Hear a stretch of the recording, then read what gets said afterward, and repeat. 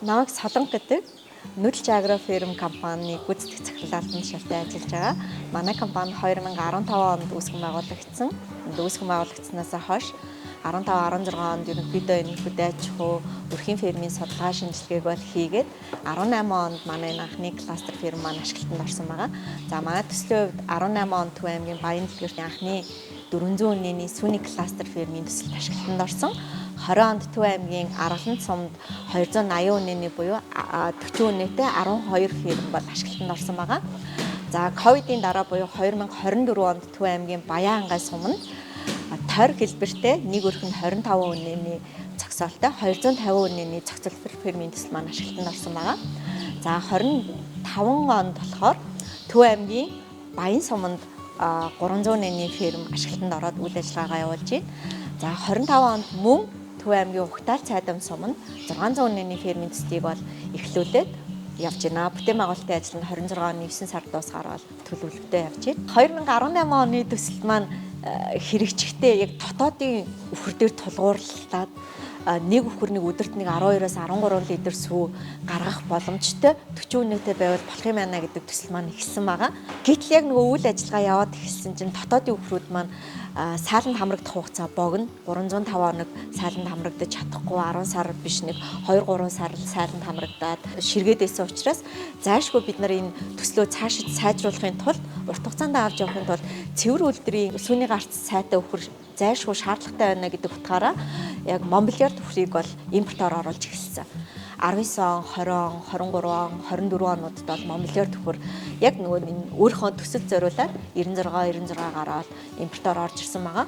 Монбелиард үхрийн хамгийн гол давуу тал нь гэх юм бол 305 хоног сайланд хамрагдах боломжтой мах сүүний хослмол ашиг шимтэй гэдгээрээ давуу талтай.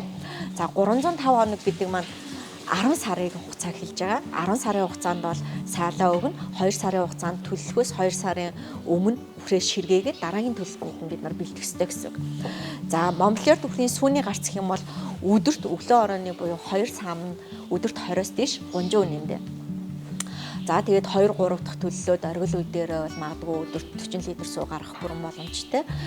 За манай яг төслийн онцлог гэх юм бол нэг дороо 10 өрх буюу 10 яг ферм, 10 амны сууц, 10 гүний удаг.